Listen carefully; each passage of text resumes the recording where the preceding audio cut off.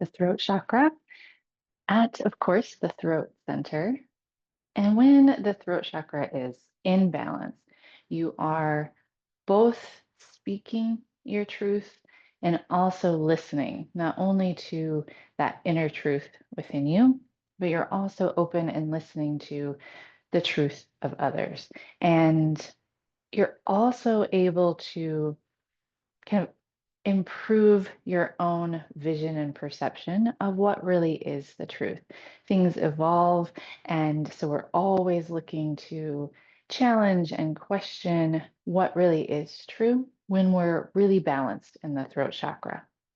So, my 5 favorite poses for the throat chakra. And the last one is one you can do anywhere. So if you are just feeling really out of balance, pose number 5, you can do anywhere, anytime you need to. Okay, pose number 1 is kind of this idea of I like adding a chest expansion, a throat opener in any of the standing poses. So maybe you even just are in mountain.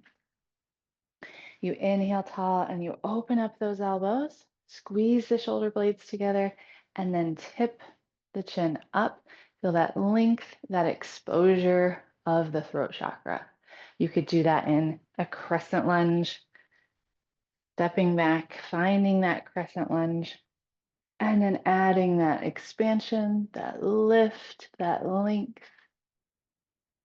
Adding something like that in any of the poses is always something I really like. Pose number 2.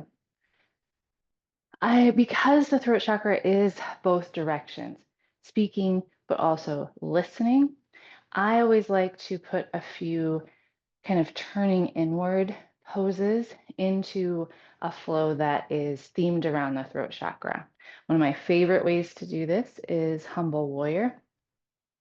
So if you find your warrior 1, those back toes going out 45 degrees, your heels hopefully lining up on that balance beam. Hips are turning toward the top of the mat. You could also take a humble fold in a crescent lunge. I like it in that warrior 1, humble warrior.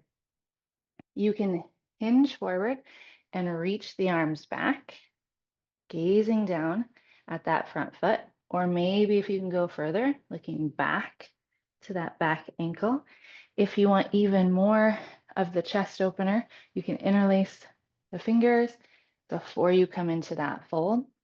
And I really like this, especially, that gazing back, we are challenging ourselves, we're turning inward, we're also focused on that listening to others and to ourselves. Pose number 3, I love a standing cat and cow. So finding the mountain and pairing that movement with breath. Inhale to open, again, squeeze the shoulder blades together, tip the gaze up. Exhale, round, give yourself a hug, tuck the chin.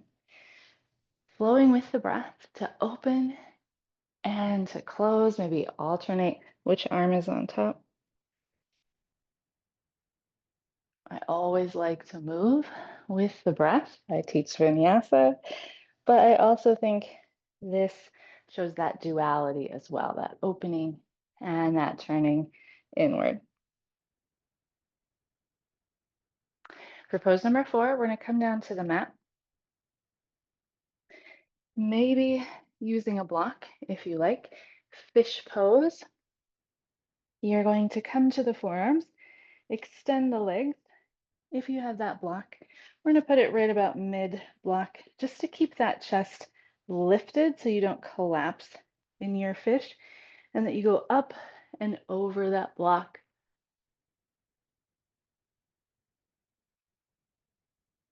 A nice inversion here, really exposing that throat chakra.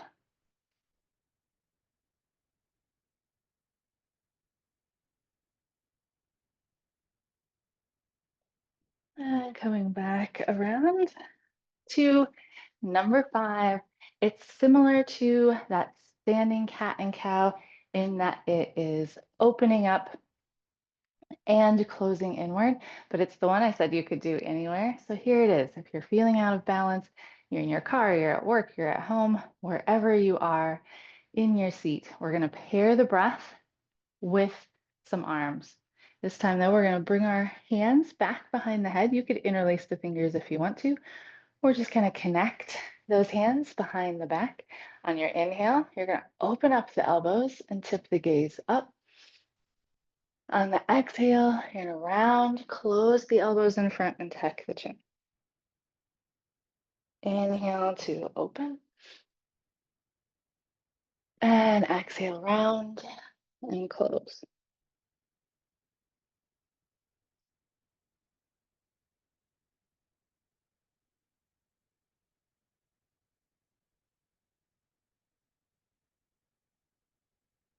Easy as well to add a mantra in here to flow with the breath. And just find some balance in that throat chakra.